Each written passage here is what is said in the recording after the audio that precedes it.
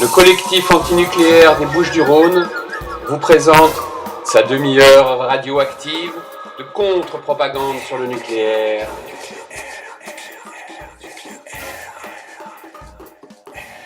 Bonjour, vous êtes bien sur Radio Galère dans la demi-heure radioactive, émission animée par le collectif antinucléaire des Bouches-du-Rhône les 2e et 4e mardis du mois en direct à 14h15. Nous considérons que nous sommes tous et toutes les cobayes de l'industrie nucléaire et que nous sommes tous et toutes les victimes potentielles d'une prochaine catastrophe. C'est pourquoi nous pensons que nous n'avons pas d'autre choix que de s'informer et d'agir, et c'est ce que nous nous efforçons de faire ici. Alors nous sommes aujourd'hui avec Mathieu Golène, auteur de l'ouvrage Nucléaire en Asie, Fukushima et après, qui est récemment paru aux éditions Picquier-Poche. Mathieu Golène est journaliste indépendant, il est diplômé de l'IEP d'Aix-en-Provence, je ferai un petit aparté sur l'IEP d'Aix-en-Provence tout à l'heure, et de Sciences Po Paris. Il vit au Japon depuis 5 ans, c'est-à-dire depuis 2011, date de la catastrophe, du début de la catastrophe de Fukushima. Bonjour Mathieu Golène, vous êtes vraiment, Oui, bonjour. Vous êtes vraiment au Japon depuis Fukushima ? Eh bien oui, après Fukushima en fait, depuis après. octobre 2011. D'accord, il y en a qui partaient, vous êtes arrivés. Bon. Ça a été un choix assez difficile. Oui, j'imagine. Je suis parti à ce moment-là en me disant que je resterai pas très longtemps et puis toujours. Bien. Alors, avec vous, on va faire un état des lieux du nucléaire civil et militaire en Asie. Alors, évidemment, ce sera forcément très incomplet, vu la durée de l'émission, mais je me réfère à je renverrai les auditeurs à votre ouvrage. Et, nous verrons aussi ce qu'il en est du programme électronucléaire au Japon actuellement, et ce qui a pu changer en fait avec la catastrophe de Fukushima. Et puis, on montrera, ça c'est quelque chose dont j'ai envie, on montrera également que le nucléaire ne semble pas complètement sur le déclin comme certains aiment bien le prétendre, en tout cas pas en Asie. Et on évoquera, si vous voulez bien, le cas de la Chine et de l'Inde. Et enfin, on ne manquera pas d'évoquer l'influence de la France dans la nucléarisation de l'Asie. Il ne faudrait pas croire qu'on est innocent dans cette affaire. Alors la première question qu'on se pose souvent ici en France, c'est comment est-ce qu'il est possible, après le traumatisme de Hiroshima et Nagasaki, comment est-ce qu'il est possible que le gouvernement japonais ait pu faire en fait accepter la technologie nucléaire civile dans la population japonaise, ça, dès les années 1950, une dizaine d'années après Hiroshima et Nagasaki. Alors, il y a eu vous décrivez une vaste opération de propagande. J'aimerais bien que vous nous en parliez. Oui, en effet, c'est la question que tout le monde se pose et que je me suis posée au tout début quand j'ai commencé à travailler sur le nucléaire au Japon. Effectivement, c'est le pays au monde où on aurait pu penser qu'il n'y aurait pas de nucléaire civil qui se développerait. Et pourtant, ça s'est développé assez rapidement. Le gouvernement japonais a lancé un programme nucléaire dès 1955.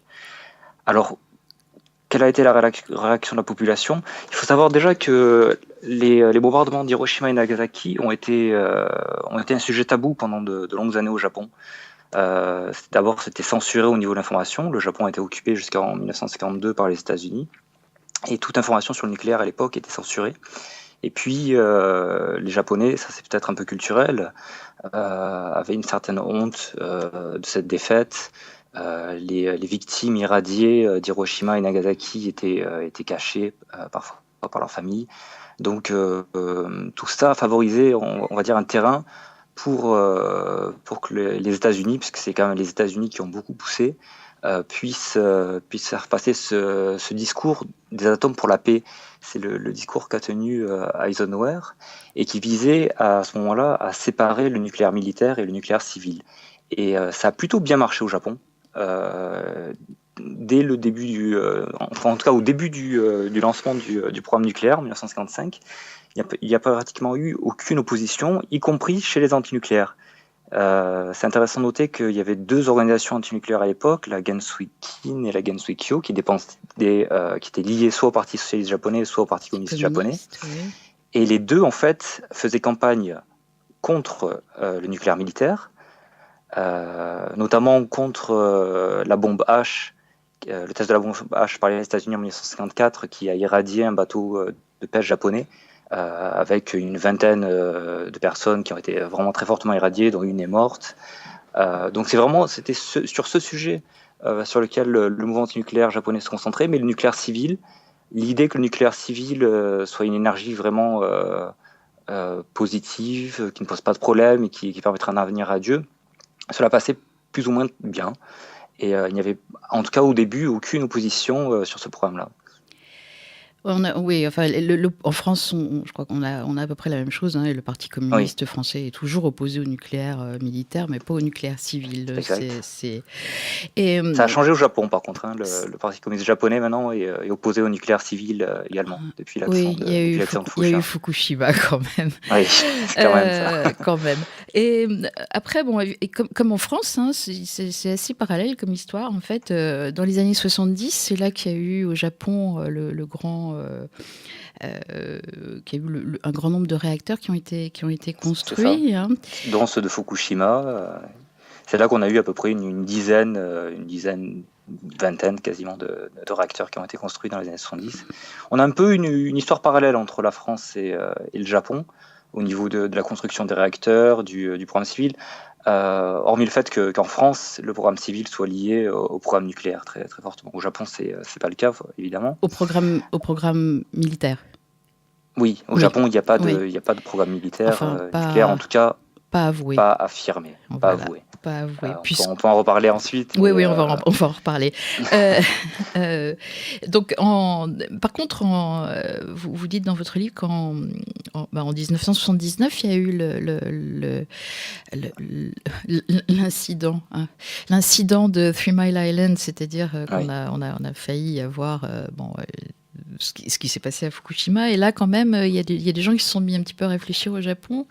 Et c'est là qu'il y a eu, par exemple, dans les années 80, la création d'un bureau spécial qui était chargé de la communication sur le nucléaire, parce que les gens commençaient à se dire que ça allait pas quand même. Oui, en fait, on a quand même, du moment qu'on commence à construire des réacteurs, on a quand même des oppositions locales qui apparaissent. Et puis, il y a certains ingénieurs nucléaires qui commencent à dénoncer le nucléaire civil et qui créent le CNIC, le Citizens Nuclear Information Center. Il le crée en 1975, donc même avant Three Mile Island. Et donc, on commence à avoir des oppositions locales et une opposition nationale qui se crée. Et puis survient donc l'accident de Three Mile Island et surtout l'accident de Tchernobyl en 86. Ouais. Mm-hmm. Et là, la population, là vraiment ça bascule. Hein. Dans les années 80, on a quasiment 80% des Japonais, selon divers sondages, qui commencent à être vraiment à s'inquiéter sur le nucléaire. Il y a une manifestation, je crois, de 20 000 personnes à Tokyo en 86, après Tchernobyl. Donc il y a vraiment quelque chose qui se passe. Et là, le gouvernement décide de renforcer la promotion. Jusqu'à là, il y avait eu quelques articles dans la presse, notamment dans le principal journal de l'archipel, qui est le Yomiuri Shimbun, qui soutenait et qui soutient toujours l'industrie nucléaire, et pour cause, son propriétaire était aussi président de la commission sur l'énergie nucléaire. Donc c'est vraiment un petit monde. Hein, au Japon. On parlera du village nucléaire, de cette notion de village. Le village nucléaire. Ouais. Et donc le METI, effectivement, comme je l'ai écrit, a créé un bureau de promotion du nucléaire qui s'est mis à faire, on va dire, de l'événementiel, en fait, un petit peu. C'est-à-dire qu'il y a une journée du nucléaire qui a été créée. Donc c'était une journée où on organisait des concours de dessin par les enfants pour faire des posters pour le nucléaire. Il y avait un certain nombre d'événements. On s'est mis à construire aussi beaucoup de musées du nucléaire. Alors ça existe un petit peu en France aussi, hein, on en trouve, mais là c'est assez systématique au Japon. À côté de chaque installation nucléaire, il y a un musée où on fait défiler tous les enfants, les cars scolaires y vont, et on leur explique que le nucléaire c'est très bien, qu'il n'y a pas de danger. À Tokyo, il y en avait un qui était absolument immense, qui est à Shibuya, qui est sur 8 étages, qui a été fermé et vendu après Fukushima, mais qui est assez impressionnant. Donc ça a été une partie de ce qu'a fait le gouvernement. Et puis les compagnies d'électricité et les constructeurs de centrales nucléaires. Donc les trois grands constructeurs de centrales nucléaires au Japon, c'est Toshiba, Hitachi et Mitsubishi. Oui. C'est des entreprises qu'on connaît bien par ailleurs parce qu'elles fabriquent des télévisions, etc. Donc c'est important à comprendre pour les liens qu'elles vont avoir avec la publicité dans les médias. Et c'est là surtout que ça s'est fait, je pense. Il y a eu des campagnes de publicité de façon continue jusqu'en 2010, vraiment intense. C'est-à-dire que au Japon, jusqu'en 2011, quand vous ouvrez votre journal, il y avait des publicités pour le nucléaire, tout le temps. On en trouve un petit peu en France, mais au Japon, c'était un réel matraquage, à la télévision également. TEPCO était sponsor de plusieurs émissions. Il y avait même des documentaires qui étaient produits complètement par l'industrie nucléaire. J'en ai vu un par hasard en 2009. À l'époque, je m'intéressais à l'usine de retraitement de Lokashimura dans l'extrême nord du Japon. Et par hasard, il y avait un documentaire sur Lokashimura, sur ce village de quelques milliers d'habitants. Et j'avais été très étonné parce que c'était un documentaire vraiment très positif. On parlait à peine de l'usine de retraitement. On soulignait juste le bonheur de vivre des pêcheurs du coin, des habitants.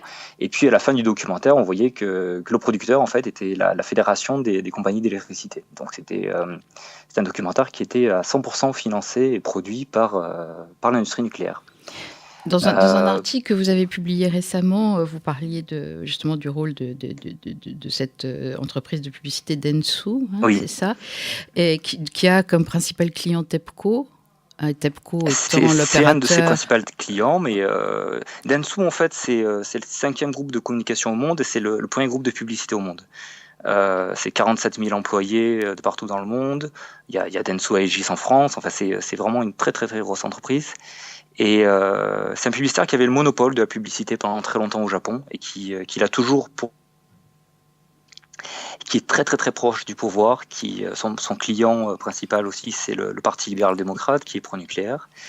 Et Dentsu, comme je l'explique dans cet article qui a été publié il y a 2 semaines, contrôle ou en tout cas manipule les médias, notamment sur l'information sur le nucléaire. C'est-à-dire qu'il y a beaucoup de journaux qui ont par le passé, c'est peut-être un peu moins vrai aujourd'hui, mais ont par le passé minimisé ou un petit peu moins parlé de certains incidents dans centrales nucléaires parce que ça pouvait froisser tel ou tel groupe ou telle compagnie d'électricité qui faisait beaucoup de publicité dans ce journal.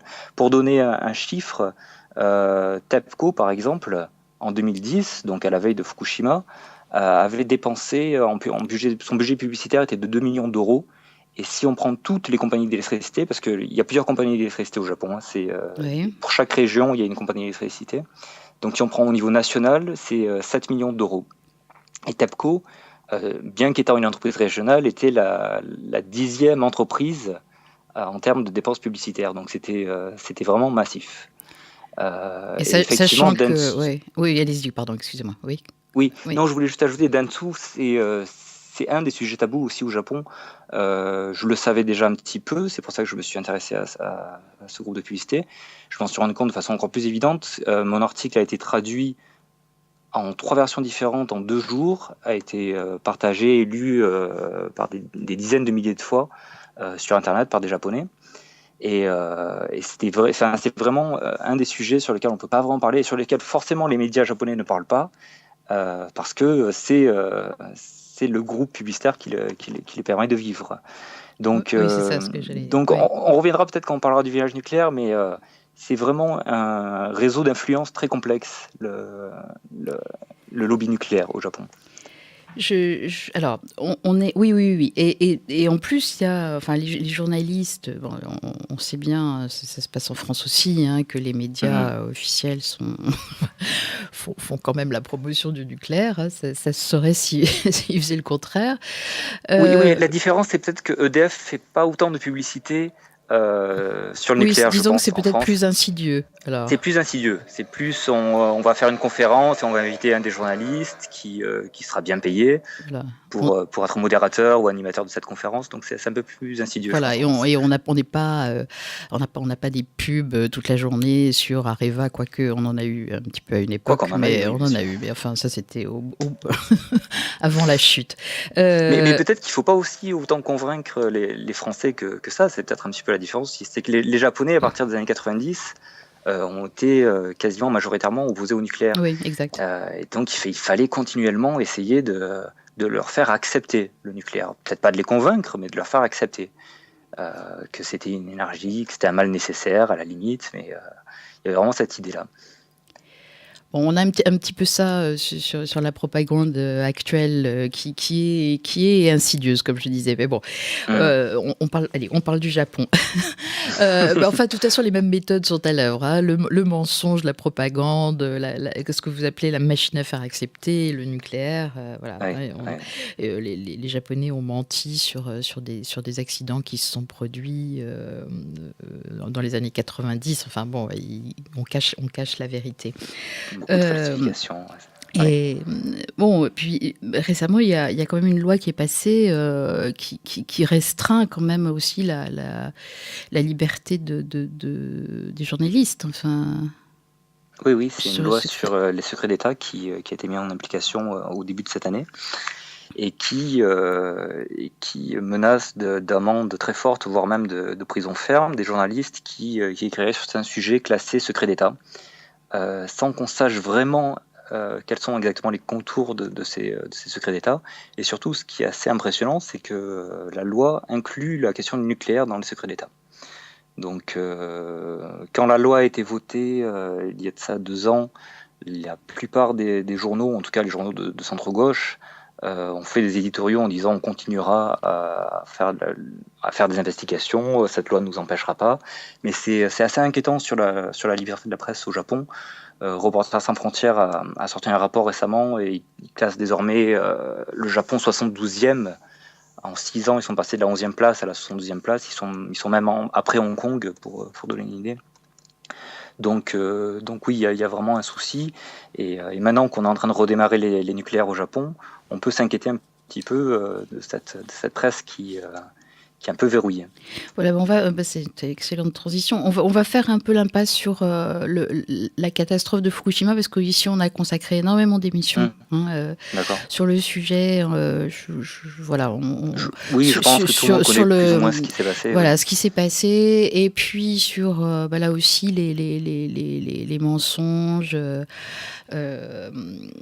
Voilà, on a le rôle aussi de la France là-dedans par des programmes comme Ethos. Enfin, on en a parlé très très longuement dans nos émissions. Donc, bon, de toute façon, vous le racontez très très bien dans votre livre.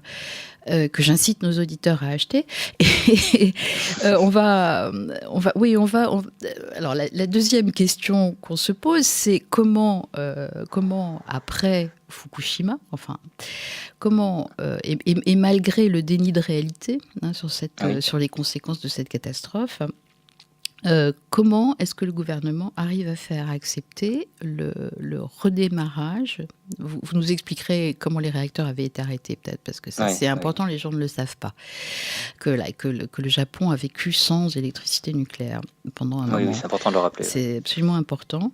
Comment c'est possible de faire passer le redémarrage de ces réacteurs? Ça passe pas, hein. Ils essayent de le faire accepter, mais là, cette fois-ci, ça passe pas du tout. Donc c'est vraiment là, c'est un redémarrage qui se fait à marche forcée contre l'avis d'une opinion publique qui est depuis 2011 clairement très majoritairement opposée à tout redémarrage et pour une sortie nucléaire. Donc là, ça se fait vraiment à marche forcée. Oui, le Japon a été sans nucléaire et est toujours quasiment sans nucléaire, hein. Il y a que 2 réacteurs qui fonctionnent dans le sud, dans l'île du sud. Qui s'appelle l'île de Kyushu.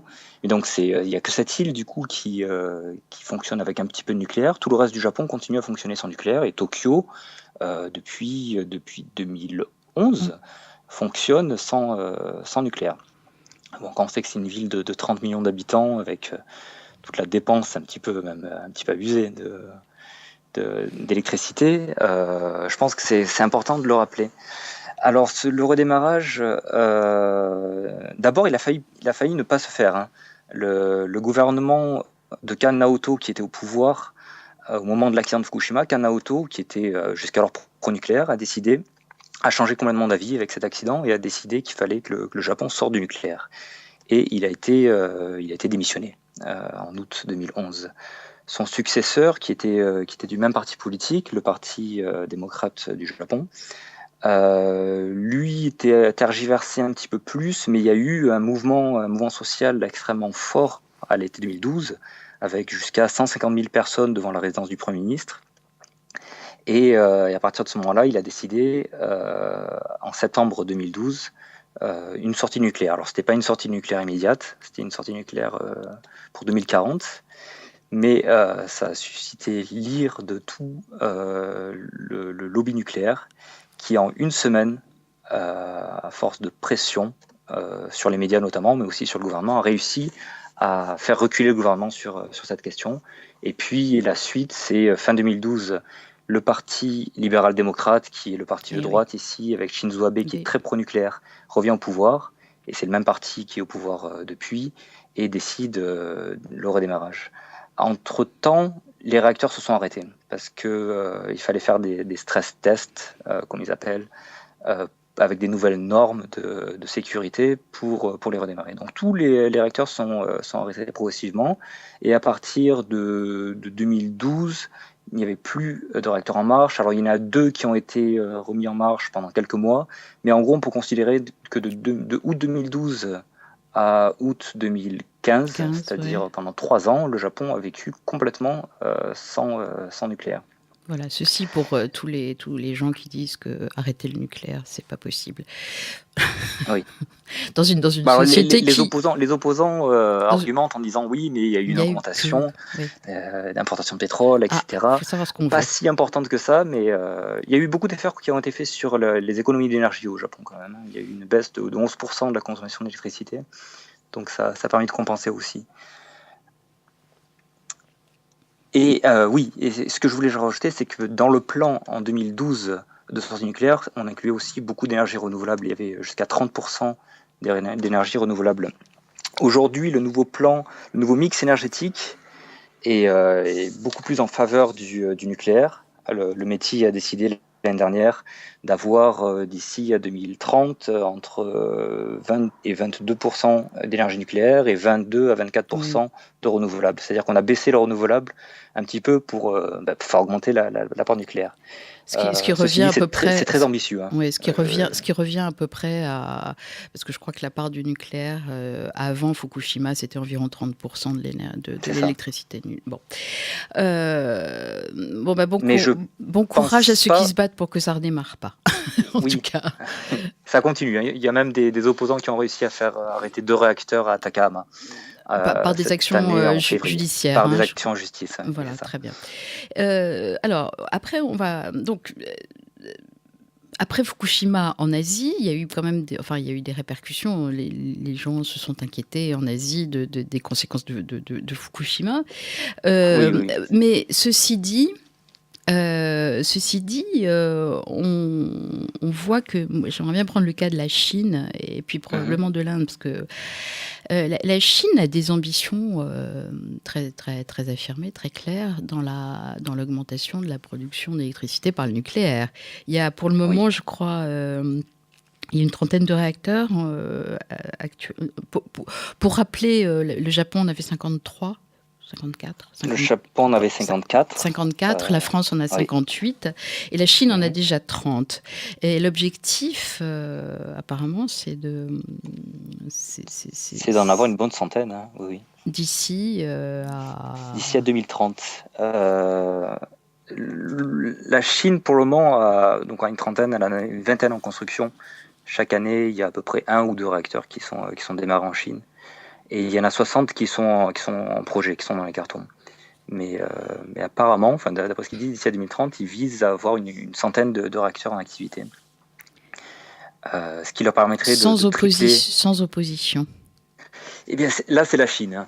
Oui. C'est-à-dire qu'il n'y a pas de, il y a pas de Oui. réelle démocratie, de droit de manifester. Alors, il y a quand même des manifestations antinucléaires, il y a quand même des oppositions locales.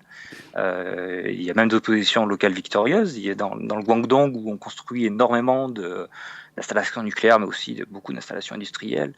Il y a eu une usine d'enrichissement d'uranium qui a été arrêtée. La construction a été annulée sous la pression de la rue. Donc, bon, faut pas croire non plus qu'il se passe absolument rien. Mais non, si vous voulez, au niveau Oui, national, c'est pas. il y a certainement pas de débat possible, vu qu'il n'y a pas de parti d'opposition, donc c'est extrêmement complexe.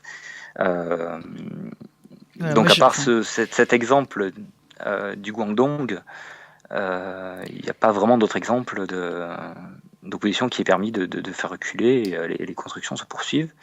Et parmi elles, il y a deux EPR qui sont en construction à oui. Taishan Voilà, c'est ça. C'est et que la qui, France, voilà, la France est dedans, évidemment, puisqu'il y a un la gros France est dedans, marché. et ces deux EPR ont les mêmes défauts de fabrication que ceux de Flamanville. La cuve a été fabriquée par la même entreprise. Je sais plus c'est laquelle exactement, mais ils ont exactement le même défaut Je devrais au niveau savoir. Je pense que la non, je cuve. vais dire des bêtises. Je préfère pas. Oui. Oui, c'est Et pour ça, je ne sais pas non plus. ouais. Mais l'EPR de Finlande n'a pas le même défaut parce qu'il a été fabriqué par une autre entreprise, mais celle de Taishan, les deux réacteurs qui devraient normalement être démarrés l'année prochaine, apparemment, ont le même défaut. Alors, je ne sais pas si les Chinois attendent de voir ce que décide la France avant De ou toute pas. façon, ils ont développé leur propre, enfin, ils ont leur propre technologie maintenant. Enfin, Oui, ça doit bien embêter Areva, mais c'est comme ça. Et on a le cas aussi en Inde, hein, qui va augmenter sa production.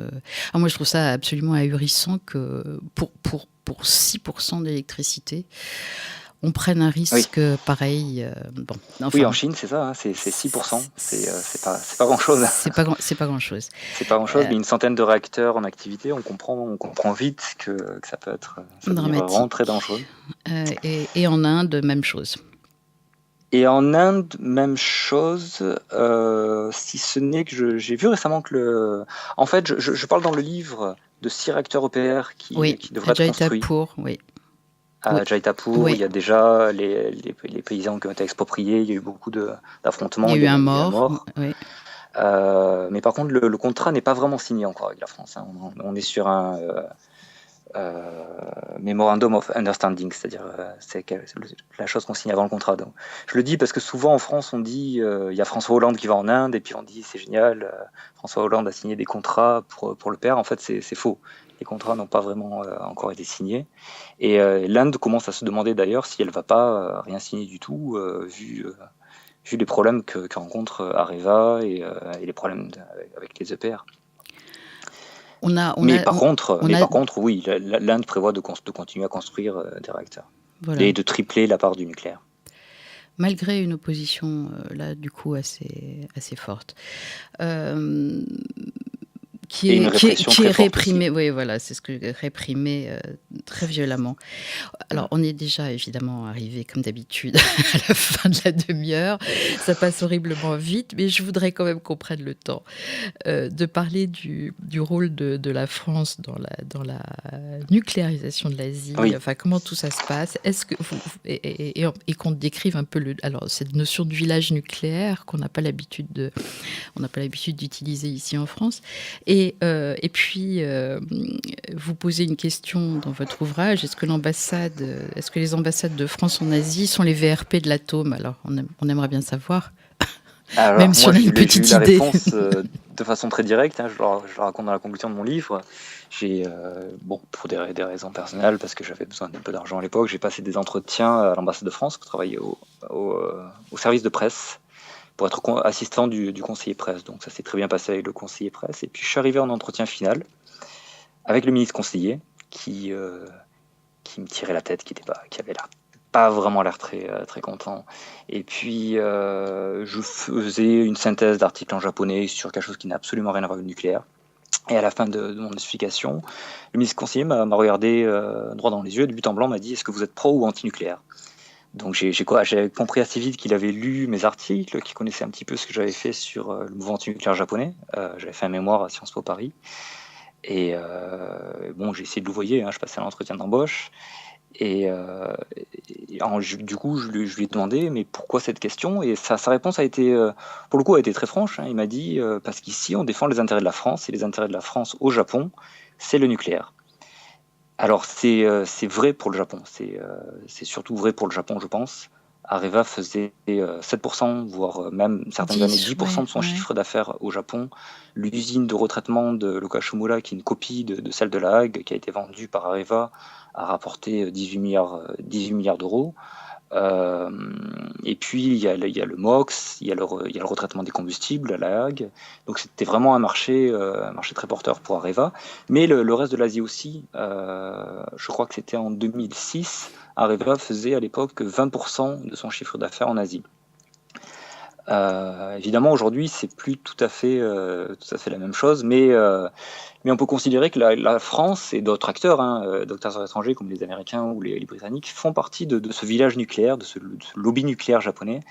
Et on l'a vu par exemple en 2012, quand il a été question de sortie nucléaire, on a eu tout le lobby nucléaire japonais qui a fait pression, mais on a eu aussi l'ambassadeur français et l'ambassadeur de Grande-Bretagne qui sont allés directement au bureau du Premier ministre pour plaider la cause de l'industrie nucléaire.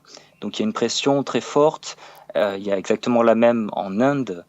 Il y a une journaliste, Naiki Deken, qui devait faire un cycle de conférences sur le nucléaire et les médias. Son cycle de conférences a été annulé. Elle a su que ça avait été sous pression de l'ambassade de France à New Delhi. Donc il y a vraiment la France non seulement est présente, mais joue ce rôle aussi d'aider à la promotion et aussi de censurer un petit peu.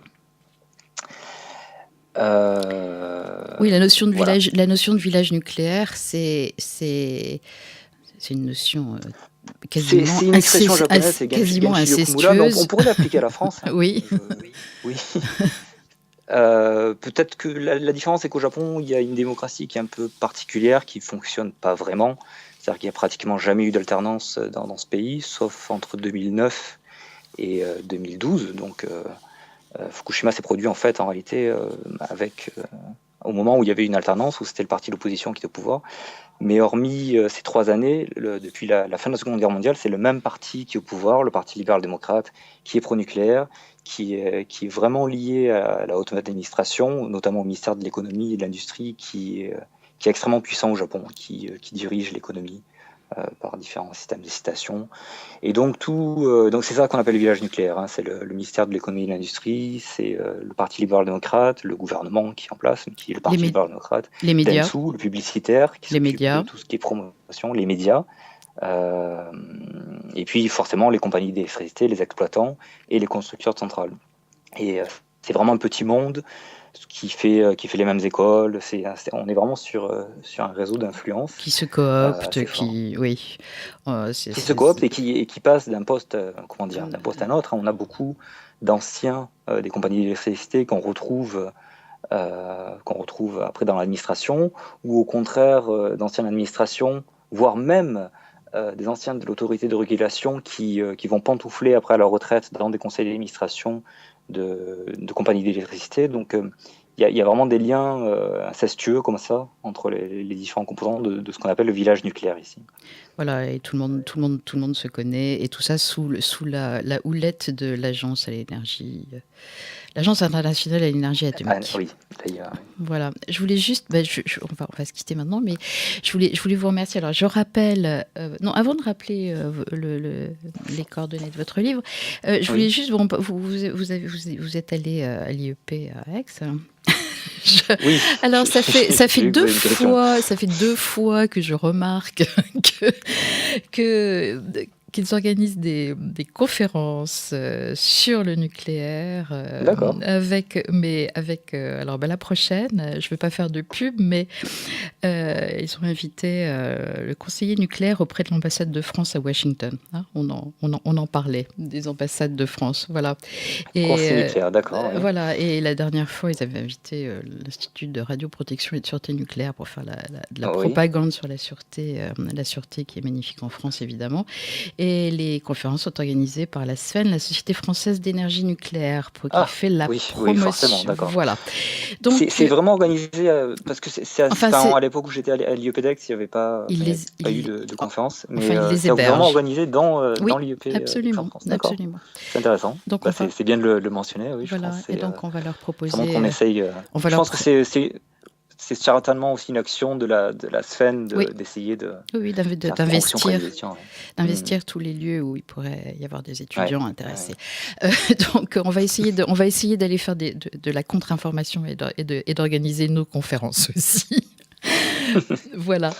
Mais en tout cas, je vous remercie. Alors, il faut le lire, ce livre, parce qu'il est petit, il est synthétique, il est très intéressant. Donc, ça s'appelle Le nucléaire en Asie, Fukushima et après, aux éditions Piquier Poche. C'est paru là. Ça vient de sortir en février. Voilà. Ouais. Merci, bon courage, continuez l'information. Et puis, nous, ici à Radio Galère, on se retrouve dans 15 jours pour une autre émission contre le nucléaire, on peut le dire. Merci Sidi à la technique. Et puis, bon courage à tout le monde. Au revoir. Au revoir.